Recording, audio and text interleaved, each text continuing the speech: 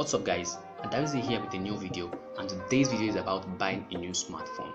One mistake people make is buying a smartphone because it is trending, and at the end of the day they end up buying what they don't actually want. This video will help you to avoid making such mistake and help you in making the right decision when it comes to buying a smartphone that is best for you. First thing you should look out for when buying a new smartphone is the operating system. Right now, there are two most popular mobile operating systems, and these are the Android and the iOS. If you are getting the Android operating system, it means you are getting more flexibility, and if you are getting the iOS, it means you are getting more privacy and security. Now, examples of smartphones that are running the Android OS include Tecno, Infinix, Samsung, Xiaomi, and the new generation of Nokia smartphone, while the iOS is found exclusive to the iPhones alone. I will talk more about the advantages and disadvantages of both the Android and iOS in another video. In Nigeria, not everyone enjoys 24 hours power supply, and this brings us to the next thing, which is battery capacity. Battery capacity depends on how you plan on using the new smartphone. Are you a heavy smartphone user or a light smartphone user?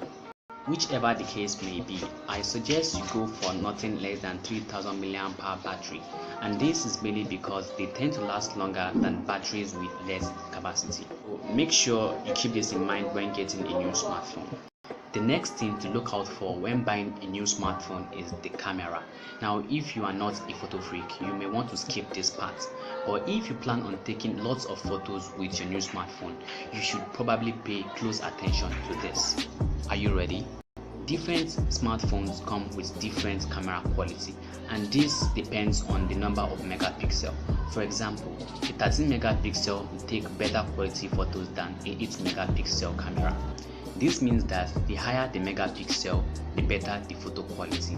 So keep this in mind when buying a new smartphone. The next thing to look out for is the RAM, and this stands for random access memory. The RAM is the physical hardware of a computer or a phone in this case, and its purpose is to temporarily store data. Additional RAM allows your phone to work faster and with better performance.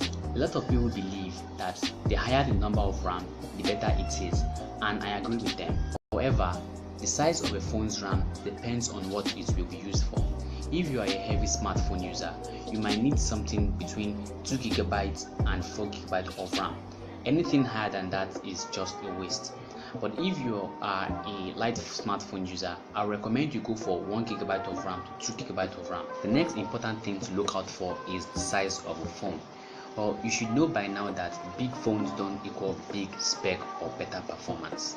I think the size of a phone depends on how comfortable you find it. The last and most important thing you need to look out for when buying a new smartphone is the price. You need to know if it is below, within, or above your budget. And this means you have to ensure that you are getting what you are paying for. Okay, that's a wrap guys. I hope you're able to pick one or two things from this video. Keep them in mind next time you're buying your smartphone, and you won't regret it. If you're enjoying this video, kindly give it a thumb up, and if not, stop it. Get some help. And please, if you haven't subscribed to my channel, kindly hit the red subscribe button below. You just have to do it once and I'll never ask again, I promise. Thank you for watching and have a wonderful day.